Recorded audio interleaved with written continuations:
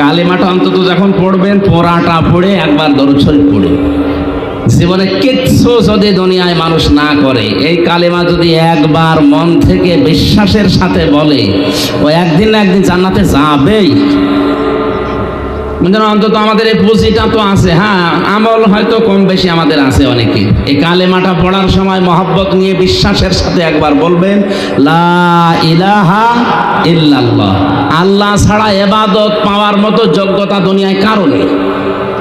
হিন্দুরা 12 মাসে 13 পূজা করে, 33 কোটি ওদের দেবতা, আর আমাদের কয়জন? বলেন বলেন। আপনার নামাজ রোজা নফল দান সাদকা ভালো ব্যবহার এটা কম থাকতে পারে, কিন্তু এই বিশ্বাসটা নিয়ে যদি কেউ একবার উচ্চারণ করে মরে যেতে পারে, আর এটা যদি শেষ কথা হয় তো শোনায় সোহাগা। মরণের আগে যদি কেউ মুখ ফুটিয়ে কথা বলতে পারে, ওর জীবনের 80 বছরের যত রকমের গুনাহ ছিল সব আল্লাহ মাফ করে দেবে, শুধু হক করে এবাদটা বাদ দিয়ে। যদি মানুষের হক নষ্ট করে থাকে, ওইটা আপনাকে আগে ফেরত দেওয়া লাগবে, তাছাড়া ওইটা আপনি তাহলে তালবে ইলম হয়ে যাবেন। এখন তো 60 বছর বয়স, আমার তালবে ইলম। হ্যাঁ, আপনি তালবে ইলম তলবকারী। এই অবস্থায় যদি মরণের আগে আপনি শিখতে শিখতেই মারা যান, শেখা যদি নাও হয়, তারপরও আপনি কিয়ামতের দিন তালবে ইলম হয়ে উঠবেন, যাদের কোনো বিচারও হবে না, হিসাবও হবে না। তালেবে ইলমের মর্যাদা আল্লাহর নবী এত বেশি দিয়েছেন, কোন রাস্তা দিয়ে যদি তালেবে ইলম হেঁটে যায়, ওই রাস্তার পাশে ফেরেশতারা নিজেদের পর বিছিয়ে দেয়। এখন এই 60 বছরের লোক যদি বলে আমি বুড়ো মানুষ, আমার পায়ের নিচে বিছিয়ে দেবে। হ্যাঁ, আপনি বুড়ো তাই কি, আপনি তালেবে ইলম না? নবীজি কিন্তু 5 বছর 7 বছর 10 বছরের ছেলেমেয়েরাই শুধু তালেবে ইলম তা বলেন নাই।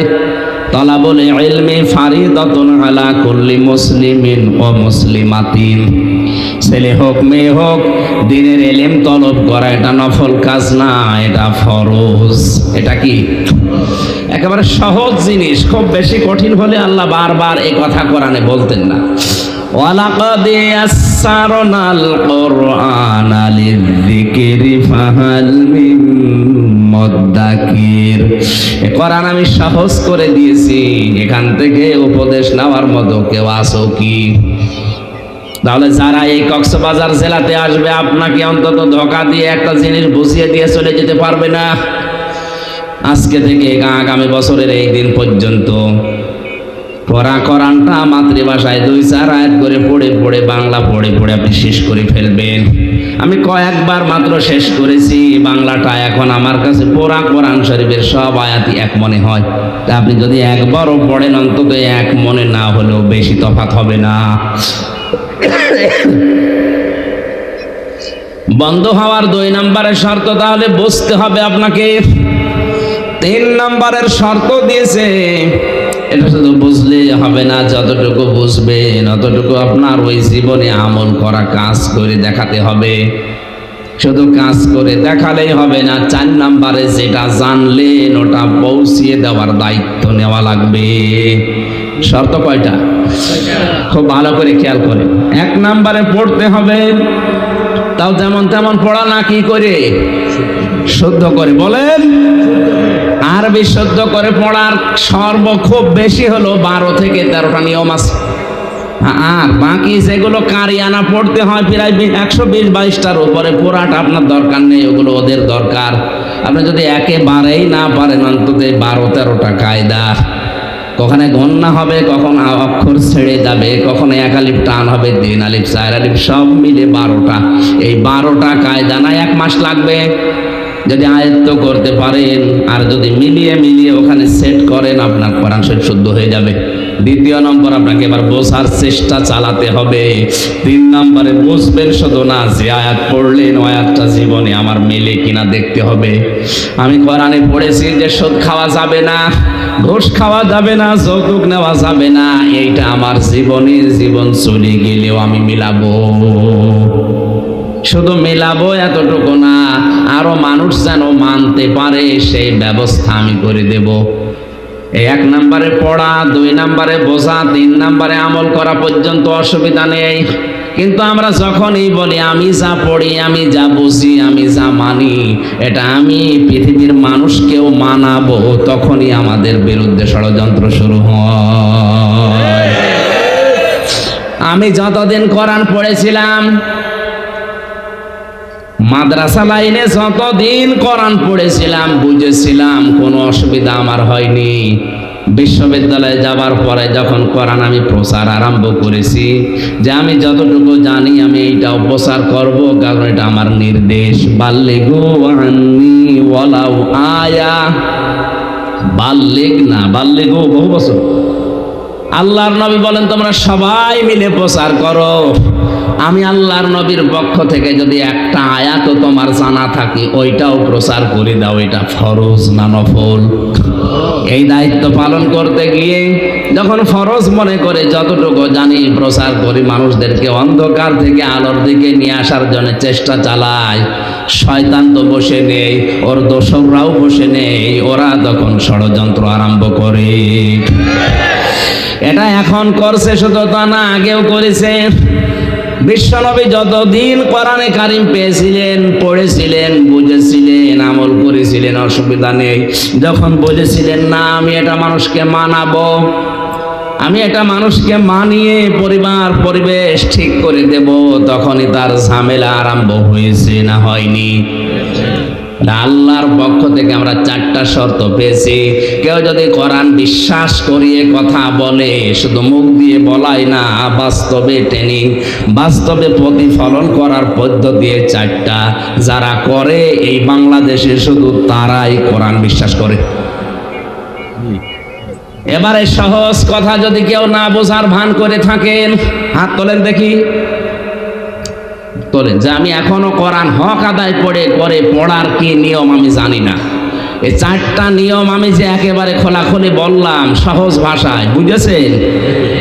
বাংলাদেশে কোরআন সবাই বিশ্বাস করে না। এই 4টা শর্ত আপনি মানবেন, তারপরে শুদ্ধ করে পড়বেন, বুঝবেন, নিজে ওর উপরে আমল করবেন, কাজ করে দেখাবেন। 4 নাম্বার এটা প্রচার করবেন মানুষের কাছে, মানুষ যেন মানে, সেই ব্যবস্থা করার চেষ্টা করবেন। এই 4টা যারা করে, উলাইকা ইউমিনুনা বি, এরাই কোরআন বিশ্বাস করে। ওমা ইয়াকফুর বিহি, যারা এগুলো করে না, ফাউলাইকা হুমুল খাসিরুন, ওরা কোরআন বিশ্বাসও করে না, ওরা ক্ষতিগ্রস্ত। জোরে বলেন আউযুবিল্লাহ। এর কাজে সহজ ভাষা, সহজ পদ্ধতি আমার আর জানা নেই। এরপরও যদি কেউ না আগান, এদিকে আর কি বলবো, আমার কিছু বলার আছে? আর আমি তো আর দারোগা পুলিশ হয়ে আসিনি যে পিটিয়ে মানুষ হেদায়েত করে দেব। কলিল হাক্কু মির রাব্বিকুম ফামান শাআ ফালিউমিন ওয়া মান শাআ ফালিয়াকফুর। হে নবী, আপনি হক কথাগুলো সঠিকভাবে তুলে ধরে, যার ইচ্ছা হয় সে কবুল করবে, যার ইচ্ছা হয় সে কুফরি করবে। আমার দায়িত্ব ছিল পৌঁছিয়ে দেওয়া, আমি পৌঁছিয়ে দেওয়ার দায়িত্ব পালন করলাম, এখন বাকিটা আপনার। 2 নম্বর, কেউ যদি রাসূলকে বন্ধু হিসাবে গ্রহণ করতে চায়, 4 দফা কর্মসূচি তার হাতে নেওয়া লাগবে। কয়টা? বলেন বলেন। ওরা কোরআনে আল্লাহ একটা 4 জায়গায় দিয়েছেন। সূরা বাকারার 129 নম্বর আয়াত, সূরা বাকারার 151 নম্বর আয়াত, সূরা আলে ইমরানের 164 নম্বর আয়াত, সূরা জুমার 2 নম্বর আয়াতে 4টা আয়াতের কথা একই। কেউ যদি রাসূলকে বন্ধু হিসাবে পেতে চায়, তার 4টা দফা কর্মসূচি নেওয়া লাগবে। ওয়াল্লাযী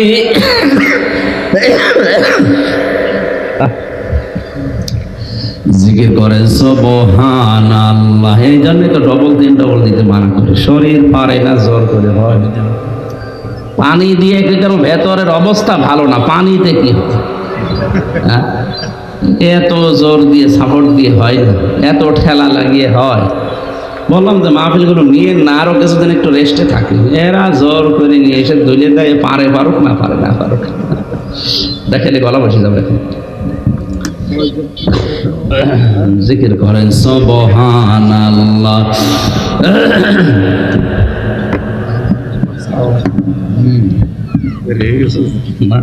আপনারা ব্যস্ত মানুষ, আলহামদুলিল্লাহ। বলেন সুবহানাল্লাহ। এটা কি কবরস্থান নাকি? আল্লাহর নাম ধরে বলেন সুবহানাল্লাহ, আলহামদুলিল্লাহ।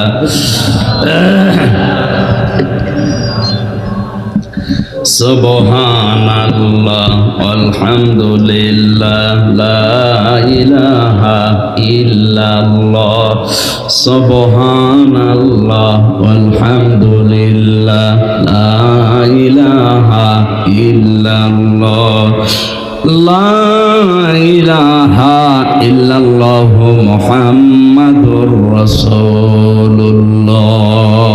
খবরে কি করে রবে একা একা, ভাবো কবরে কি করে রবে একা একা। অন্ধকারে বাতি নাই, বদ্ধ ঘরে সাথী নাই, তোমার প্রিয়াও দেবে না তোমার দেখা, কবরে কি করে রবে একা একা। আলহামদুলিল্লাহ। ইসলামী সমাজ কল্যাণ পরিষদের উদ্যোগে দারিয়ার দিঘি দক্ষিণ পাড়া খনিয়া পালং রাম ও কক্সবাজার কর্তৃক আয়োজিত তাফসিরুল কোরআন মাহফিলের স্বনামধন্য সভাপতি জনাব মাওলানা মহিবুল্লাহ আতালাল্লাহু উমরাহু ওয়া বারাকাল্লাহু ফি হায়াতিহি, মাহফিলের প্রধান অতিথি শাইখুল মাশায়েখ কক্সবাজার ৩ আসনের সম্মানিত এমপি আলহাজ সাইমন সরওয়ার কমর। আলোচনা রাখলেন মাওলানা হোসাইন আহমেদ মাহফুজ, হাফেজ মাওলানা ফরিদুল আলম, মাওলানা আব্দুল্লাহ আল মামুন। আলেমদের কথাগুলো মেনে চলার তৌফিক আল্লাহ যেন আমাদের দান করেন, সকলে বলছি আমিন। মঞ্চে বসা সম্মানিত ব্যক্তিবর্গ, সামনে বসা মুসলমান ভাইরা, পর্দার আড়ালের সম্মানিতা মা এবং বোনেরা, প্রান্তীয় কক্সবাজারবাসী,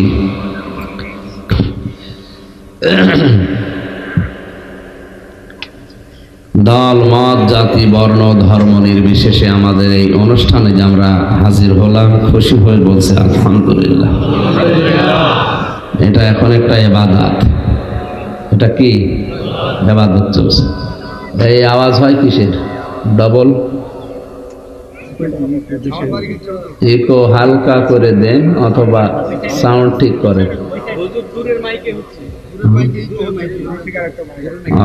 ওই মাইকটা বন্ধ করে দেন।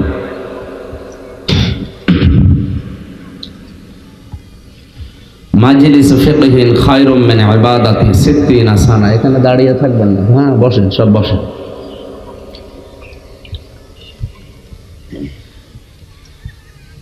দিন শিক্ষা করার জন্য, এলেম অর্জন করার জন্য কোনো মানুষ যদি 1 ঘন্টা ব্যয় করে 60 বছর নফল ইবাদতের সওয়াব পাওয়া যায়। 1 বছর পরে পরে এখানে এই অনুষ্ঠান হয় নাকি প্রতিদিন হয়? এই বললাম এই আওয়াজটা বন্ধ করেন। মাইকেলা কি করে কি আওয়াজ বাড়ি খায়, ওটা বন্ধ করে দেন।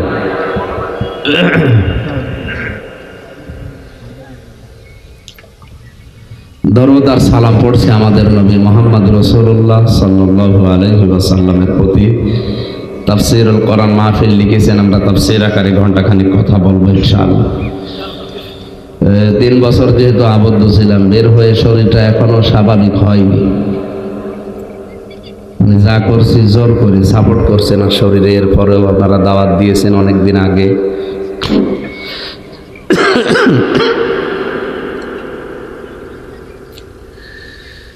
দোয়া চাচ্ছি যেন আল্লাহ শরীরটা সুস্থ রেখে কিছু সঠিক কথা বলার তৌফিক আমাকে ভিক্ষা দেন।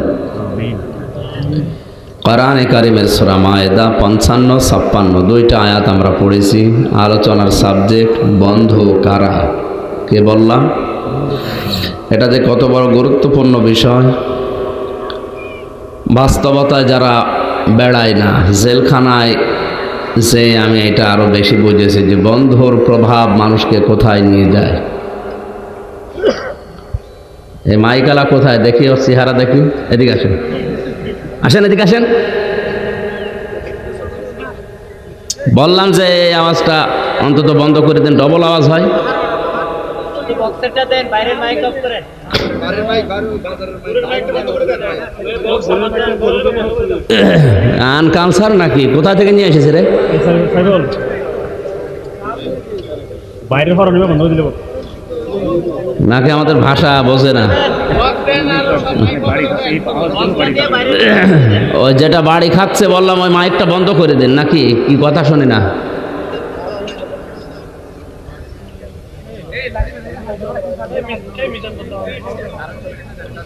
সুবহানাল্লাহ আলহামদুলিল্লাহ লা ইলাহা ইল্লাল্লাহ সুবহানাল্লাহ আলহামদুলিল্লাহ। এই যে দাঁড়িয়ে আছেন যারা, ওই জায়গায় বসা যাচ্ছে না? সুবহানাল্লাহ আলহামদুলিল্লাহ লা ইলাহা ইল্লাল্লাহ সুবহানাল্লাহ আলহামদুলিল্লাহ লা ইলাহা ইল্লাল্লাহ লা ইলাহা ইল্লাল্লাহ মুহাম্মাদুর রাসূলুল্লাহ। আমার ভাইরা বন্ধু, যেহেতু একটা গুরুত্বপূর্ণ বিষয়, এজন্য আল্লাহ কোরআনে আয়াত নাযিল করে আমাদেরকে জানিয়েছেন। জবান খুলে আল্লাহর এই সোনালী আয়াত একবার পড়েন। আউযু বিল্লাহি মিনাশ শাইতানির রাজিম। বিসমিল্লাহির রহমানির রহিম।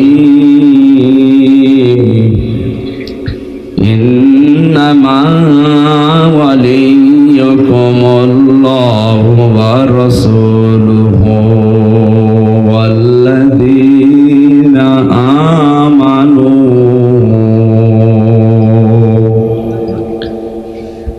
الذين يقيمون الصلاة ويؤتون الزكاة وهم راكعون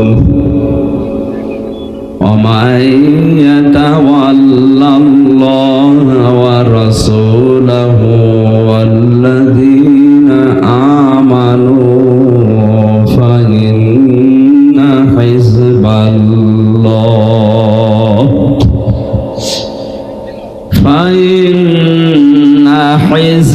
الله هم الغالبون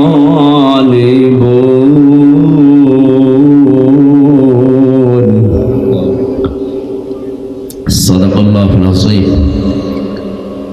ইরশাদ হচ্ছে তোমাদের বন্ধু হবে অবশ্যই আল্লাহ, তার রাসূল এবং দুনিয়ায় যারা ঈমানদার তারা।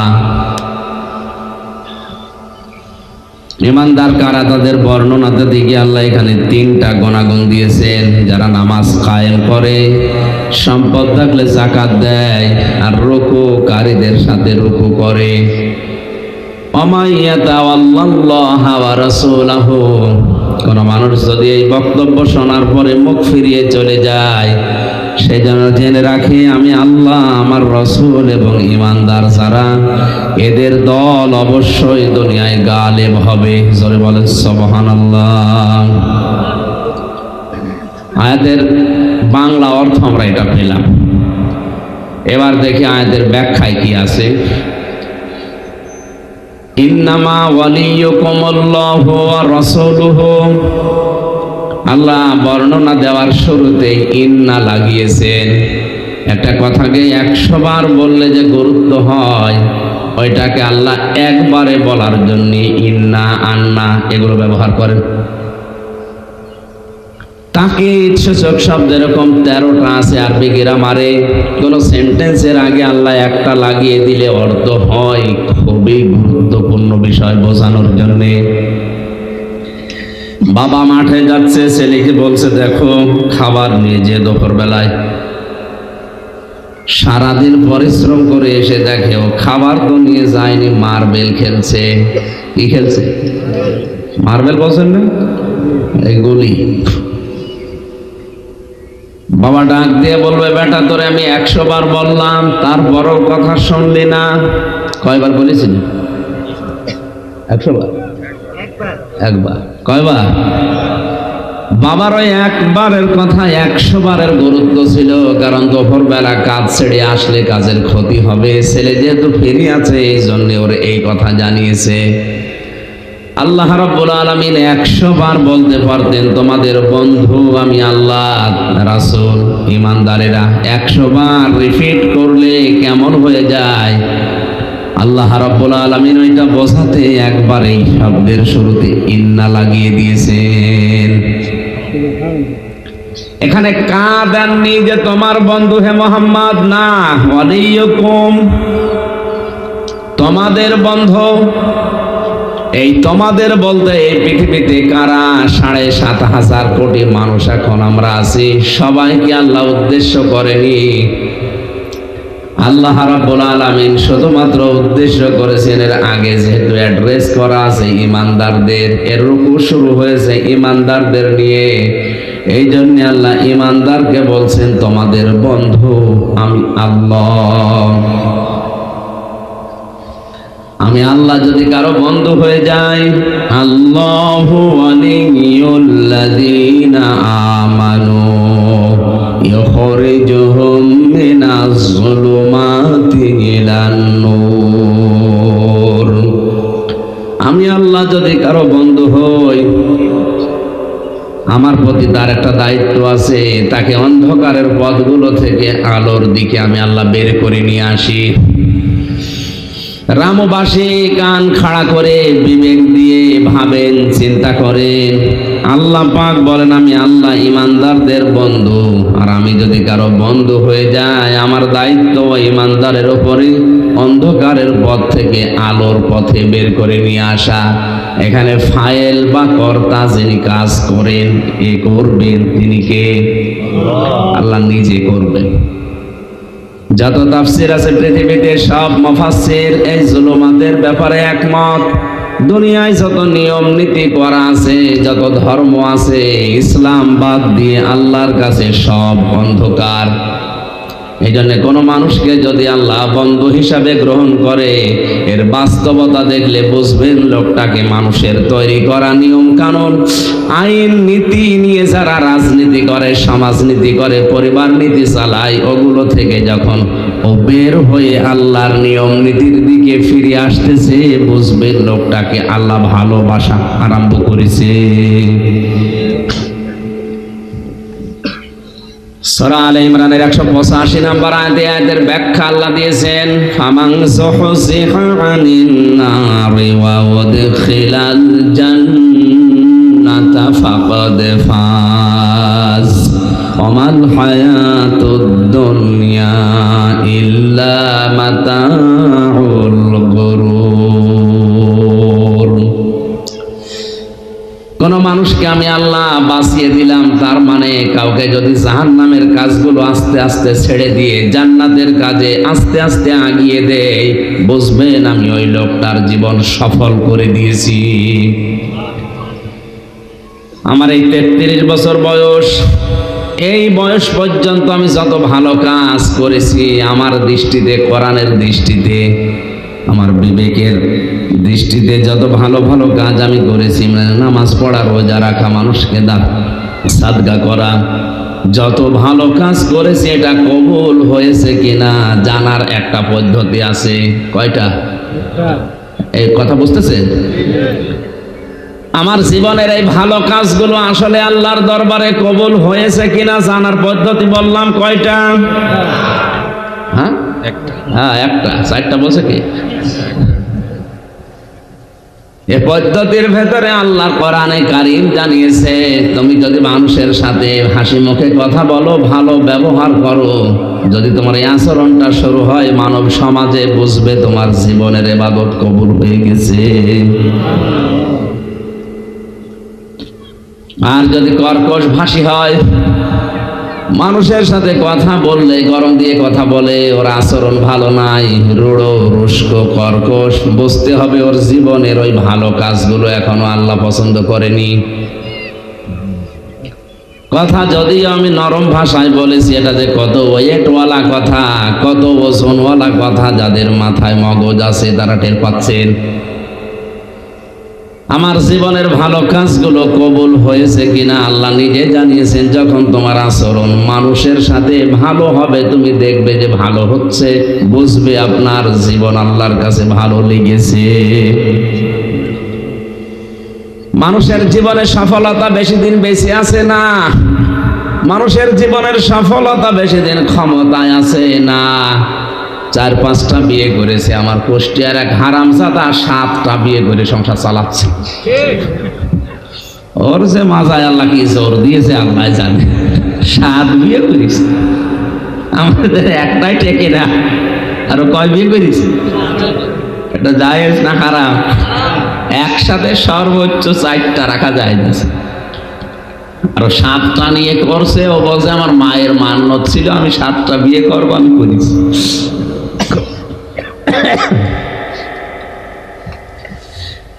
বেশি বিবাহ করা এটা সফলতা না। কোরআনে কারিমের আয়াত কত নম্বর বলেছিলাম? সূরা আলে ইমরানের 185 নম্বর আয়াতে আল্লাহ জানিয়েছেন, কুল্লু নাফসিন যায়িকাতুল মাউত ওয়া ইন্নামা তুওয়াফাউনা উজুরাকুম ইয়াওমাল কিয়ামাহ ফামান যুহজিহা আনিন নার ওয়া উদখিলাল জান্নাতা ফাকাদ ফাজ। সবাইকেই মরা লাগবে, মরণের পরে তার উজরত, তার পারিশ্রমিক, তার পাওনা আমি প্রত্যেককেই পুরাপুরি করে দিয়ে দেব। ওই লোকটার জীবন তো সফল, যাকে আল্লাহ জাহান্নামের কাছ থেকে আস্তে আস্তে সরিয়ে জান্নাতের দিকে এগিয়ে দিচ্ছে, এই লোকটার জীবন সফল। আল্লাহ ভালোবাসলে, বন্ধু হিসাবে গ্রহণ করলে প্রথম কাজ কি তার? দুনিয়ায় নিয়ম নীতি যে আছে মানুষের বানানো, এগুলো আল্লাহর ভাষায় যেহেতু অন্ধকার, এই অন্ধকার থেকে তাকে আস্তে আস্তে বের করে নিয়ে আলো মানে ইসলাম, আলো মানে আল্লাহর পাঠানো কোরআন, এই কোরআনের দিকে এগিয়ে যাকে দেয়, বুঝবেন আল্লাহ তাকে বন্ধু হিসাবে গ্রহণ করেছেন।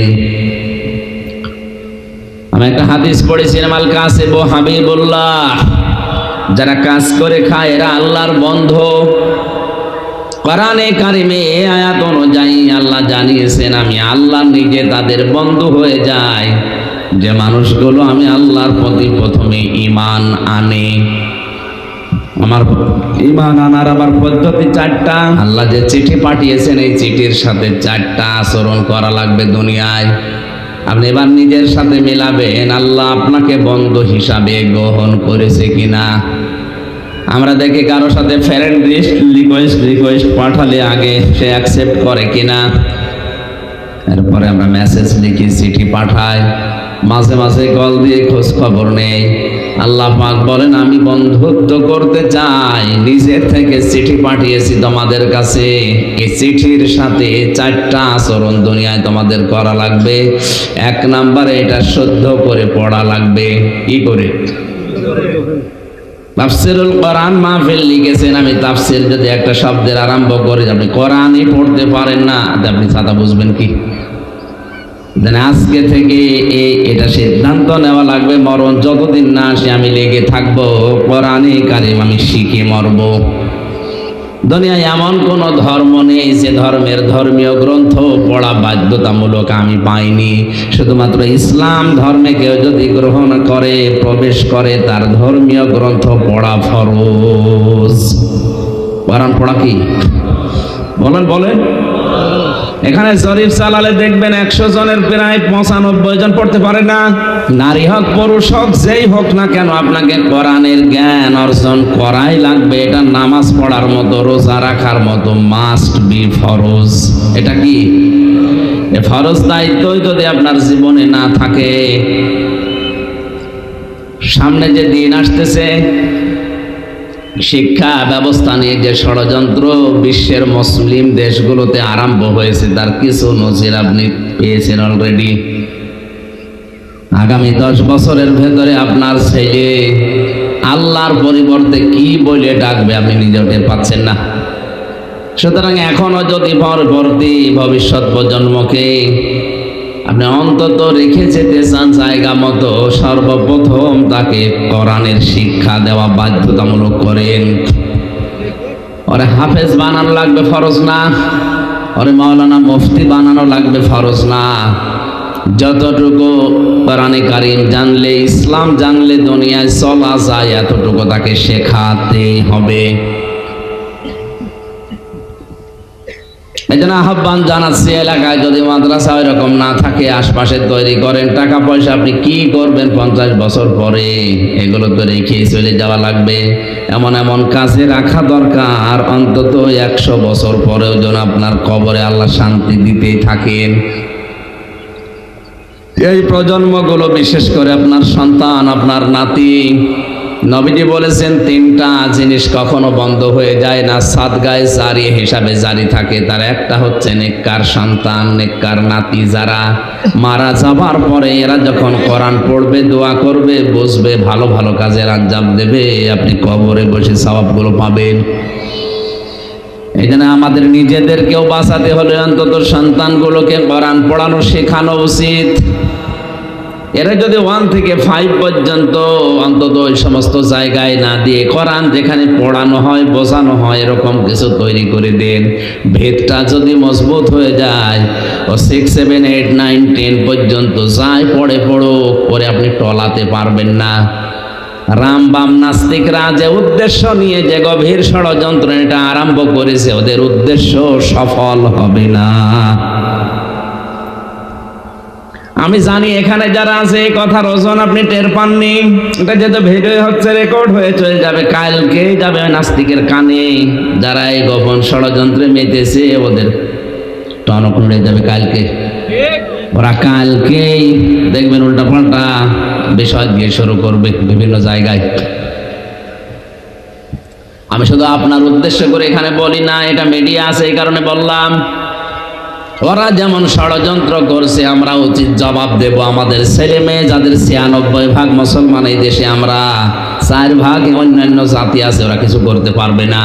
অন্তত আমরা আল্লাহ রসুলকে যারা বিশ্বাস করেছি বন্ধু হিসাবে পেতে চাই, পরবর্তী প্রজন্মগুলোকে যেন কোরআনে কারিমটা ওদের হাতে রেখে যেতে পারি, ওই ব্যবস্থা করা দরকার। দ্বিতীয় নম্বরে, আল্লাহর বন্ধু যদি কেউ দাবি করে, আল্লাহ যে চিঠি পাঠিয়েছেন, আমি শর্ত বলেছিলাম কয়টা? বলেন। আল্লাযীনা আতাইনাহুমুল কিতাবা ইয়াতলুনাহু হাক্কা তিলাওয়াতি উলাইকা ইউমিনুনা বিহি ওয়া মান ইয়াকফুর বিহি ফাউলাইকা হুমুল খাসিরুন। সূরা বানী ইসরাঈলের 121 নম্বর আয়াতে আছে, আমি আল্লাহ যাদের কিতাব দিয়েছি তারা এর হক আদায় করে তেলাওয়াত করে। কি করে? তেলাওয়াত মানে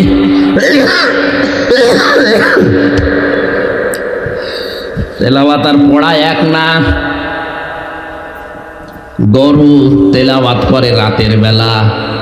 কোন সময়? এই যে জাগর কাটে বলে না, সারাদিন বিভিন্ন লতা পাতা ঘাস এগুলো খাবার পর রাতের বেলা বসে বসে দাঁড়িয়ে দাঁড়িয়ে কি কাটে?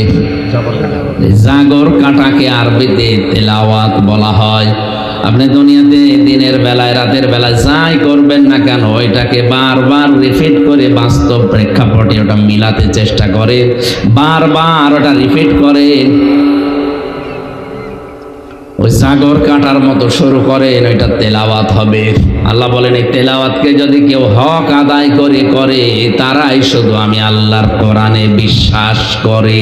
তাহলে তেলাওয়াত যারা হক আদায় করে না, ওরা আর যাই করুক না কেন কোরআন বিশ্বাস বলেন না কেন? না। আল্লাযীনা আতাইনাহুমুল কিতাবা ইয়াতলুনাহু হাক্কা তিলাওয়াতি, আমি যাদেরকে কিতাব দিয়েছি তারা এই কিতাব হক আদায় করে তেলাওয়াত করে। উলাইকা ইউমিনুনা বি, এই মানুষগুলোই আমার এই কোরআনে বিশ্বাস করে। 96% মুসলমান এই দেশে, আমরা হাত তুলতে বললে সবাই বলি কোরআনে বিশ্বাস করি না। আপনি মুখে বললে হবে না, এটা বলা লাগবে কার? বলেন বলেন। আল্লাহ বলেন এরাই কোরআনে বিশ্বাস করে যারা হক আদায় করে তেলাওয়াত করে জাগর কাটে। হক আদায় করার চারটা আমি পেয়েছি তাফসিরের ভেতরে অর্থ। এক নম্বরে কেউ যদি হক আদায় করতে চায় কোরআনের, তাকে পড়তেই হবে, মাস্ট বি। অন্তত এখন থেকে মরণ পর্যন্ত প্রতিদিন মেয়েদের শুধু ওই 3 দিন 7 দিন 10 দিন যে ছুটি থাকে, ওই ছুটি বাদ দিয়ে একটা দিনও যেন কোরআনের 3টা আয়াত 5টা আয়াত 10টা আয়াত পড়তে আমরা ভুলে না যাই। এই কথা বলেন না কেন? দুনিয়ার কোনো বই পড়লে, কোনো কিতাব পড়লেই সওয়াব হবে আমি পাইনি, কিন্তু কোরআনে কারিমের ব্যাপারে আছে কেউ যদি বুঝে পড়ুক না বুঝে পড়ুক, তেলাওয়াত করলে প্রতি অক্ষরে 10টা করে নেকি হবে। এখন টাকার কদর আছে, এজন্য টাকা আমাদের কাছে খুব দরকার। মরণের পরে এই টাকা না, মরণের পরে কদর থাকবে নেকির। কিসের কথা বলা লাগবে? ইয়াউমা ইয়াফিরুল মারউ মিন আখিহি ওয়া উম্মিহি ওয়া আবিহি ওয়া সাহিবাতিহি ওয়া বানিহি লিকুল্লি ইমরিইম মিনহুম ইয়াউমাইযিন শাআনুন ইউগনি। সূরা আবাসার ভেতরে আল্লাহ জানিয়েছেন কিয়ামত যেদিন কায়েম হবে, মানুষ পালাতে থাকবে আপনজনদের কাছ থেকে। দুনিয়ায় বিপদে পড়লে মানুষের মনে হয় আপনজনের কথা, আর মরণের পরে মানুষ যখন কঠিন বিপদে পড়বে, ফাকাইফা তাত্তাকুনা ইন কাফারতুম ইয়াউমা ইয়াজআলুল ওয়ালদানা শিবা। সূরা মুজাম্মিলের ভেতরে আছে আল্লাহ পাক বলেন কিয়ামতে এত ঝালঝালা, এত কঠিন অবস্থা তৈরি করব, যুবক মানুষ বুড়ো হয়ে যাবে। কি হয়ে যাবে? এই কঠিন অবস্থায় মানুষ আগে পালাতে থাকবে তার আপনজন দেখলেই। কারণ দুনিয়ার এই বিচার ব্যবস্থা আর আল্লাহর বিচার পুরাটা আলাদা। দুনিয়ার আদালতে আগে মানুষ আপনজন খোঁজে, এই কথা বলা লাগবে। আর মরণের পরে আল্লাহর যে বিচার ব্যবস্থা, এখানে মানুষ আগে আপনজন না, আপনজন দেখলেই পালাবে।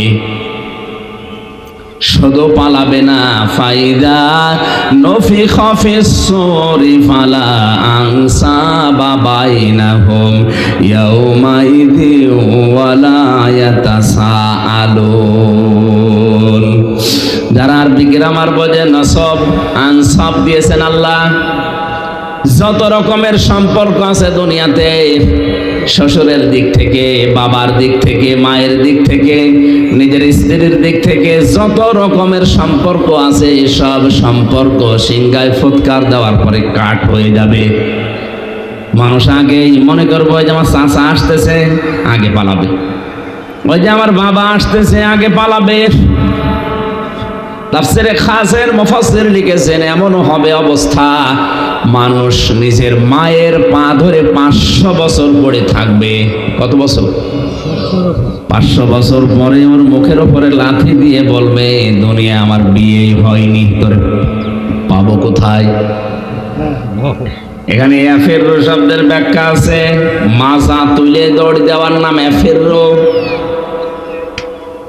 এই যে বাঘ দেখলে, সাপ দেখলে মানুষ যেভাবে দৌড়ায়, এফেররো শব্দের শাব্দিক অর্থ এইটা। কিয়ামতের ময়দানে মানুষ ঠিক আপনজন দেখলে এইভাবে দৌড়াবে।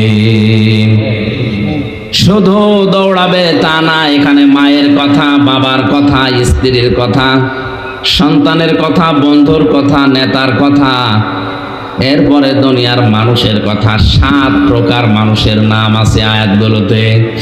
বাংলার মুসলমানেরা যদি বিবেক থাকে, আপনি দেখেন এই 7 প্রকার মানুষের কাছে আমরা আগে যাই, অথচ এরাই আগে পালাবে। সবচাইতে আপন যাদেরকে আমরা মনে করি, বিশেষ করে মা। কে? আরো বলে, এ মা বলবে তুই চলে যায়, একটা নেকি হাফ নেকি দেওয়ার আমার সম্ভব না, আমারই কি হবে আমি এখনো জানি না।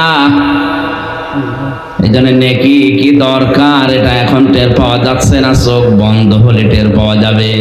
সময় যেহেতু আছে, চোখ বন্ধ করার আগে কোরআনে কারিম পড়ে আপনি নেকিটা কামাই করে নেন। মান ক্বারাআল কুরআনা হারফান ফালাহু আশরু হাসানাত। কোন মানুষ যদি কোরআনের একটা অক্ষর পড়ে কমপক্ষে আল্লাহ খুশি হয়ে 10টা নেকি লিখে দেয়। অন্যান্য হাদিসে আছে আল্লাহ যদি ওকে বেশি লিখে দিতে চায় কত দেবেন বিগয়রি হিসাব, এটা আল্লাহ ছাড়া কেউ জানে না। দুনিয়ায় রামায়ণ পড়লে, কোন হাদিসের বই পড়লে, সাধারণ জেনারেল কোন বই পড়লেই সওয়াব হবে 10টা করে। আমি অন্তত পাইনি, আর এটা নেইও। এই একটাই মাত্র কিতাব আল্লাহ কোরআনে কারিম দুনিয়ায় দিয়েছেন, পড়লেই সওয়াব হয়। বুঝে পড়েন আর না বুঝে পড়েন। ইমাম মালিক রহমতুল্লাহ আলাইহি আল্লাহকে 100 বার স্বপ্ন দেখেছিলেন। কতবার? 100 বার উনি রিপিট করেছেন, আল্লাহ তোমার কাছে সবচাইতে বেশি ভালো কাজ কোনটা? আল্লাহ 100 বারই জবাব দিয়েছে, ইমাম মালিক রে, আমার কাছে সবচাইতে বেশি ভালো লাগে মানুষ যখন কোরআন পড়ে। দুনিয়ায় এমন কোন দিকে আমি এত বেশি নজর দিয়ে থাকি না যত বেশি নজর দিয়ে থাকি মানুষ যখন কোরআন পড়ে ওই অবস্থায়। এই জন্য হক আদায় করে যদি আমরা পড়তে চাই, 1 নম্বরে শুদ্ধ তেলাওয়াত করা লাগবে। 2 নম্বরে শুধু পড়লে হবে না, এটা বুঝতে হবে। এটা কি করা লাগবে? বোঝার মতো মানুষের সংখ্যা এখন নেই। 100 জনের 95 জন তো পড়তে পারে না, আর বাকি আছে 5 জনে, 5 জনের 4 জন আছে পড়ে বোঝে না। 1% বোঝে পড়ে, তাও সঠিকভাবে গবেষণার নিয়তে পড়ে না। অথচ কোরআন শুধু পড়ার জন্য আল্লাহ বলেননি আফালা ইয়াতাদাব্বারুনাল কুরআনা আম আলা কুলুবিন আকফালুহা। সূরা মুহাম্মাদের 47 নম্বর আয়াতে আল্লাহ বলে জানিয়েছেন, কি হয়েছে তোমাদের? কোরআন নিয়ে কেন চিন্তা ভাবনা করো না? কোরআনের কাছে কেন এসে গবেষণার দৃষ্টিতে বসো না? তোমাদের অন্তরে কি তালাবদ্ধ করা? ও বাংলার মুসলমানেরা, উদারত আহ্বান জানাচ্ছি, এই মাহফিলটা প্রতিদিন হবে না। আজকে যেহেতু 1 বছর পরে হচ্ছে, হাতে পায়ে ধরে হলেও বলছে, আপনি যে অবস্থায় পারেন না কেন কোরআন পড়া শেখেন, কোরআন বোঝা শেখেন। আজকে থেকে সিদ্ধান্ত নিয়ে বাড়ি যাওয়া লাগবে। মরণের আগে হলেও একবার পড়া কোরআন আমার মাতৃভাষায় আমি অর্থটা শেষ করব। জেলখানায় থাকা অবস্থায় অনেকগুলো মানুষকে পরামর্শ দিয়ে পড়িয়েও ফেলেছিলাম। তারপরেও যেহেতু আমরা একটা রেস্ট্রিকশনে ছিলাম, আটকা জায়গায় থাকতাম, কিছু কিছু মানুষ রিস্ক নিয়ে আসতো। যতটুকু তাদের পেরেছি বলেছি এটা শেষ করেন। পড়া কোরআনটা মাতৃভাষায় একবার অর্থও পড়েন, ব্যাখ্যা যদি নাও সময় পান, প্রতিদিন 3-4 আয়াতের অর্থ পড়লে দেখা যাচ্ছে বছরে আপনার শেষ হয়ে যাবে। তাহলে এই দেশে আপনাকে কে আবার ধোঁকা দিয়ে বোকা বানিয়ে শিরিক বেদাত করাতে পারবে না।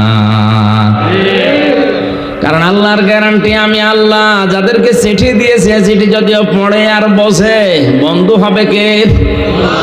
শর্ত 2টা বললাম, এখনো আছে কয়টা? শুদ্ধ করে পড়া, বুঝতে হবে এটা। এখন যদি বলেন এত কঠিন বিষয়, লক্ষ লক্ষ শব্দ আমি মুখস্থ করবো এই বুড়ো বয়সে, না, খুব বেশি হলো 250 শব্দের অর্থ যদি আপনার আয়ত্তে থাকে, পড়া কোরআন শরীফ আপনি দেখলে বুঝবেন যে আল্লাহর বক্তব্য এইটা। প্রতিদিন 3-4টা শব্দ করে মুখস্থ করেন। ইন্না মানে কি, আন্না মানে কি, কান্না মানে কি, এরকম শব্দগুলো খুব বেশি না, 250-র মতো আছে। একটু নিয়ত করে শুরু করেন। এখন যদি মনে করেন সময় নেই, প্রতিদিনে 24 ঘন্টার 5 মিনিট সময় বের করেন, 5টা শব্দ মুখস্থ করবো। 4টা কর্মসূচি ছিল দুনিয়ায় তার বাবা হযরতে ইব্রাহিম আলাইহিস সালাম, ইসমাইল আলাইহিস সালাম যখন কাবা শরীফ নির্মাণ করছিলেন, ওই সময় আল্লাহর কাছে একটা দোয়া করেছিলেন, রব্বানা ওয়াবআস ফীহিম রাসূলাম মিনহুম ইয়াতলু আলাইহিম আয়াতিকা ওয়া ইউআল্লিমুহুমুল কিতাবা ওয়াল হিকমাতা ওয়া ইউযাক্কিহিম ইন্নাকা আনতাল আজিজুল হাকীম। হযরত ইব্রাহিম কাবা শরীফের একটা একটা করে পাথর লাগাচ্ছিলেন, ইসমাইল পাথরগুলো তুলে দিচ্ছিলেন। এমন সময় তিনি দোয়া করলেন ওই মাকামে ইব্রাহিমের উপরে দাঁড়িয়ে, যে ইব্রাহিম আলাইহিস সালাম যে পাথরটায় উঠছিলেন, পাথরটা লিফটের মতো, উঠলেই পাথর উপরে চলে যায়, উনি পাথরটা লাগিয়ে আবার যখন নিচে নামার মনে করেন পাথরে দাঁড়ান, পাথর এমনিতেই নিচে নেমে যায়। লিফটে হয়তো মেশিন লাগানো ছিল, আর ওখানে ছিল আল্লাহর একটা কুদরতি মেশিন। জোরে বলেন আল্লাহু আকবার। এই যে উঠতেছিলেন, পাথর লাগাচ্ছিলেন, নামছিলেন, এই অবস্থায় একটা দোয়া করেছিলেন, সে দোয়াটা আল্লাহ কোরআনে তুলে দিয়েছেন। তিনি বললেন, রব্বানা, হে আমাদের মালিক, হে আমাদের রব, ওয়াবাস, তুমি পাঠাও, ফিহিম রাসূলাম মিনহুম ইয়াতলু আলাইহিম আয়াতিকা, তুমি আমার এই বংশে আমাদের ভেতরে এমন একজন রাসূল প্রেরণ করো যে তোমার আয়াত তেলাওয়াত করে মানুষকে শোনাবে। তাহলে রাসূলকে বন্ধু হিসাবে পাওয়ার জন্য আল্লাহ যে 4 দফা কর্মসূচি দিয়েছেন, 1 নম্বরে আমি যদি রাসূলকে বন্ধু হিসাবে পেতে চাই, কোরআনে কারীম তেলাওয়াত করে মানুষকে শোনানো লাগবে। এটা আমার দায়িত্ব। এটা কি? এই দায়িত্ব হয়তো কুষ্টিয়া থেকে পর্যন্ত এসে আমার পালন করা সম্ভব না, কারণ এখানে আমি চিনি না, জানি না। যারা এই ব্যবস্থাটা করে দিল কোরআন বোঝানোর, কোরআন প্রচার করার, আল্লাহ তাদেরকে এই আয়াতে শামিল করুন। জোরে বলেন আমিন। রাসূলকে বন্ধু হিসাবে পাওয়ার 2 নম্বর পদ্ধতি হচ্ছে আল্লিমহুমুল কিতাব, কিতাবের শিক্ষা ব্যবস্থা জারি করা। আমাদের সিলেবাসে কোরআনে কারীম 100 মার্ক থাকবে। এটা যদি মুসলিম দেশে থাকতো, ও যদি ম্যাজিস্ট্রেট হয়, ডিসি হয়, টিওনো হয়, বড় বড় জায়গায় যায়, পিটিয়েও তাকে ঘোষ খাওয়ানো যাবে না। ঝিনাইদার এক টিওনোর বাড়িতে একবার উপস্থিত হয়ে দেখি ওনার আমার চা দিল, সে 20 সালে চা দিয়েছে, কিন্তু নিচে কোনো পিরিচ নেই। আমি হেসে ফেলেছি।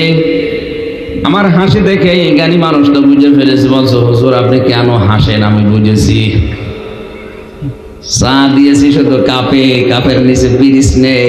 সকালবেলা আমার ওই ছোট বাচ্চাটা পিরিচটা ভেঙে ফেলেছে, পিরিচ যে কিনবো সে টাকা আমার হাতে এখন আর নেই। অথচ আজ গতকালকে আমি একটা সই করলে 10 লাখ টাকা পেয়ে যেতাম।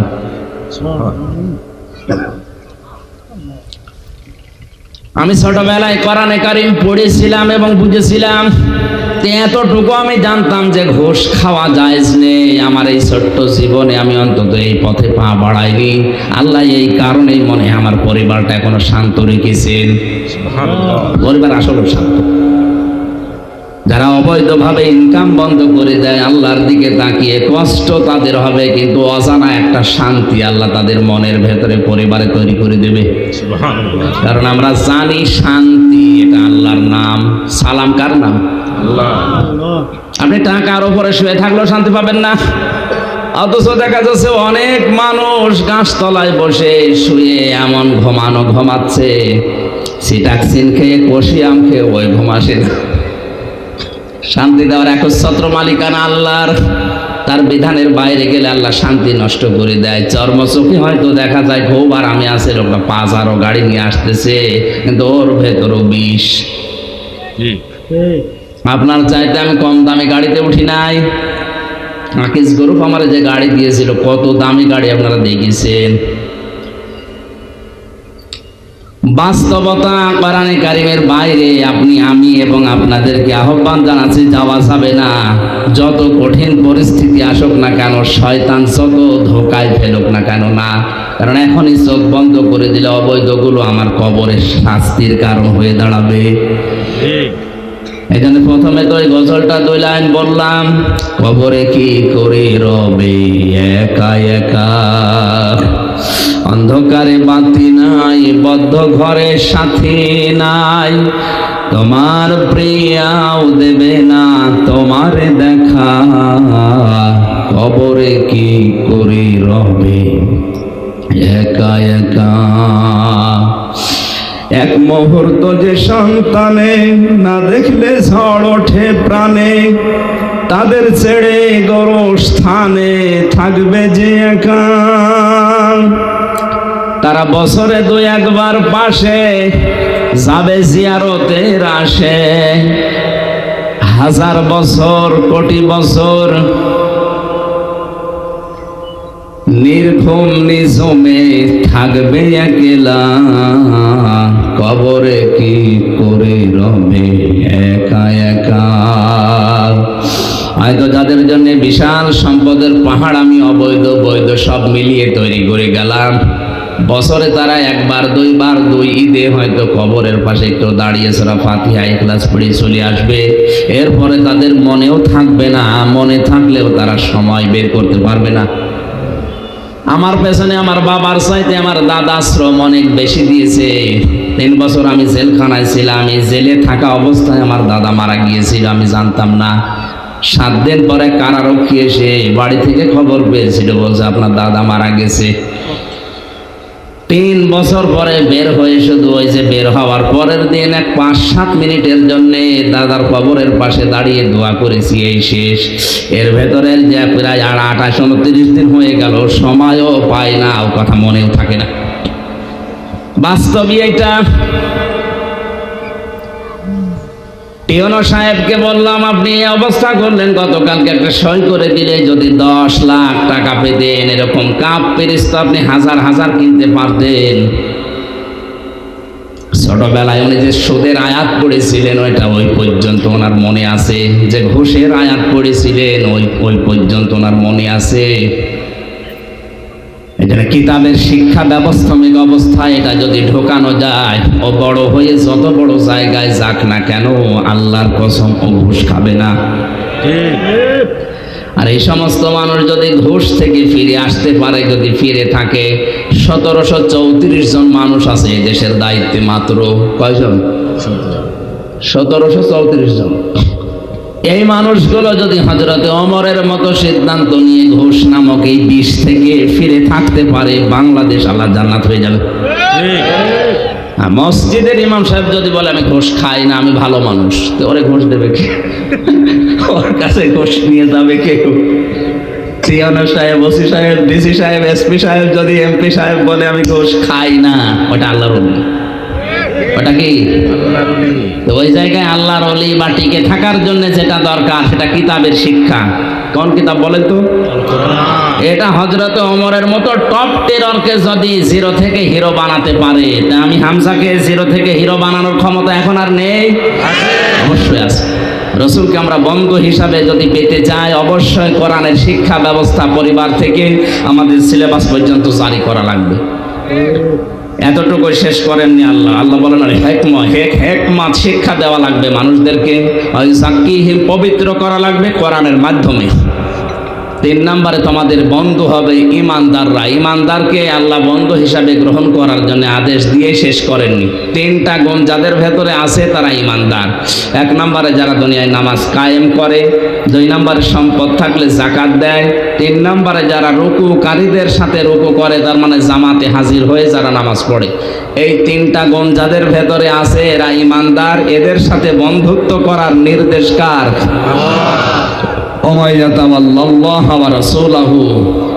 এরপরেও যদি কেউ মুখ ফিরিয়ে চলে যায়, শুনে রাখো, ফাইন্না হিজবাল্লাহি হুমুল গালিবুন। আল্লাহর দলে যারা থাকবে এরাই চূড়ান্ত বিজয়ী হবে। আল্লাহ আমাদেরকে এই বিজয়ের মালা দুনিয়া আখিরাতে পরাও।